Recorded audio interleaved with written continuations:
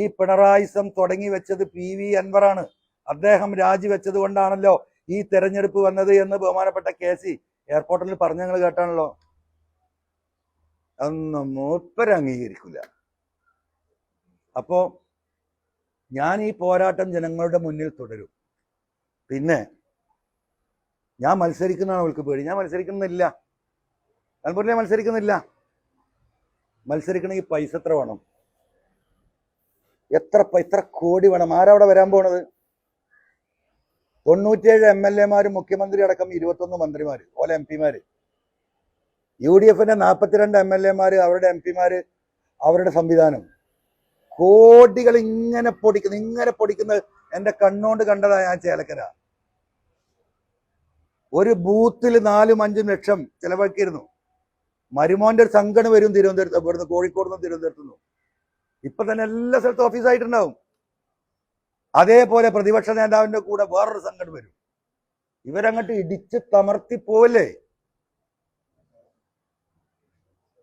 ഒരു 3 ലക്ഷം മിനിമം ഒരു ബൂത്തില് ചെലവാക്കണമെങ്കിൽ കോടി എത്ര വേണം?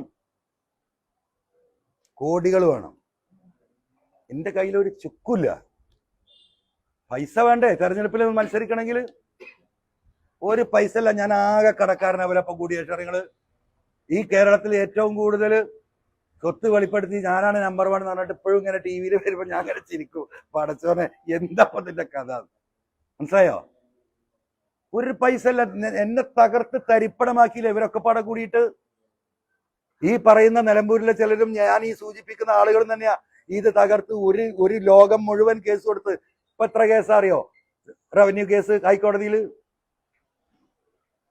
പൂജ്യമാക്കി. 100 റുപ്യ വരുമാനം ഉണ്ടായിരുന്ന PV അൻവർ, 100 റുപ്യ വരുമാനമില്ല, ലക്ഷങ്ങൾ വരുമാനം ഉണ്ടായിരുന്ന അൻവറിനെ പൂജ്യത്തിലാക്കി.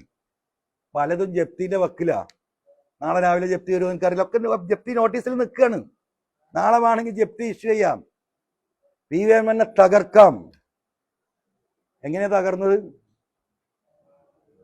ഈ ജനങ്ങൾക്ക് വേണ്ടി പറഞ്ഞു നടത്തിയ പോരാട്ടം. അറിയോ നിങ്ങൾക്ക്?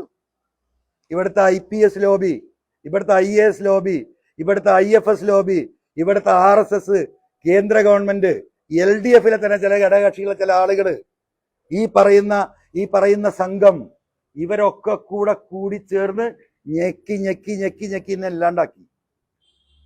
ഇല്ലാണ്ടാക്കി വട്ടപൂജ്യത്തിലാക്കി. ഒരു 10,000 റുപ്യക്ക് ചിലപ്പോൾ ബുദ്ധിമുട്ട്. അറിയോ നിങ്ങൾക്ക്? ഒരു ദിവസം 3 കുപ്പായ ഇടുന്നവരാ. ഞാൻ ഈ ഷർട്ട് ഇന്നലെ ഇട്ട. അറിയോ നിങ്ങൾക്ക്? ഇതിൽ അഴുക്കൊന്നും ആയിട്ടില്ല. ഒരു ഷർട്ട് മുണ്ട് ഇറക്കി കിട്ടണമെങ്കിൽ 60 റുപ്യ ഇടും.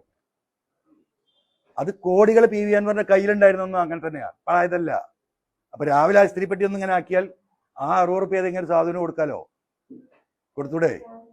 ഞാൻ ഈ ബിസിനസ് ക്ലാസ്സിലും ആ ക്ലാസ്സിലൊന്നും ഞാൻ യാത്ര ചെയ്യില്ല. ഇവിടുന്ന് 12,000 റുപ്യ 15,000 റുപ്യ ദുബായിലെത്തും. ആ ബിസിനസ് ക്ലാസ്സിൽ ഇരിക്കണമെങ്കിൽ 30,000 40,000 കൊടുക്കണം 3-4 മണിക്കൂറിന്. ഞാൻ ആ സാധാരണക്കാരടി പോയി എനിക്ക് കൊടുക്കാൻ പൈസ ഇല്ലായിട്ടല്ല. ആ പൈസ ഉണ്ടെങ്കിൽ ഏതെങ്കിലും ഒരു സാധു വരുമ്പോൾ കൊടുക്കാം. ഏതായാലും ആകെ കടാ. ഇപ്പൊ ഈ രാവിലെ ഈ വാതിൽ തുറക്കാൻ പേടി. എനിക്കറിയാം മനുഷ്യന്മാർ ഇവിടെ ഉണ്ടാവും.